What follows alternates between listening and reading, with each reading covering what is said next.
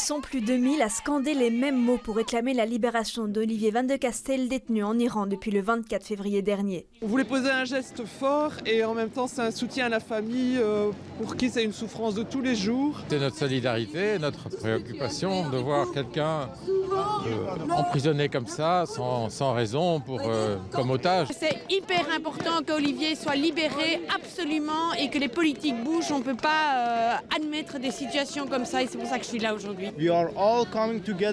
On vient tous ensemble pour la liberté d'Olivier Van de Castell et la liberté pour l'Iran et pour les personnes qui souffrent en Iran. Plusieurs personnes, dont des amis, des collègues, mais aussi la famille d'Olivier Van de Castell, ont pris la parole. Olivier est un otage des tensions politiques entre nos deux pays qui datent bien avant son arrestation. En 333 jours de détention, Olivier Van de Castell n'a pu obtenir que 4 appels avec sa famille et 7 visites consulaires. Les conditions dans lesquelles il est détenu sont contraires aux droits de l'homme, selon plusieurs ONG. Une seule promenade d'1 quart d'heure par jour. Il ne voit personne. Ses plats sont encore toujours donnés via une fente dans la porte. Ici, par exemple, depuis la dernière visite consulaire, il n'a vu aucun visage. Il n'a parlé à personne pendant 16 jours. Le travailleur humanitaire belge a été condamné à 40 ans de prison et 74 coups de fouet pour espionnage.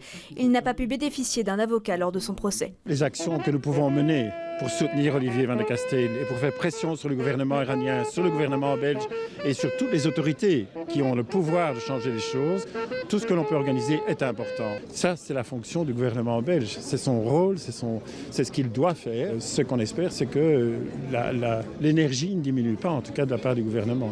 Une pétition réclamant sa libération a déjà recueilli près de 150 000 voix. Le 19 janvier dernier, Olivier a célébré son anniversaire seul dans une cellule à l'isolement.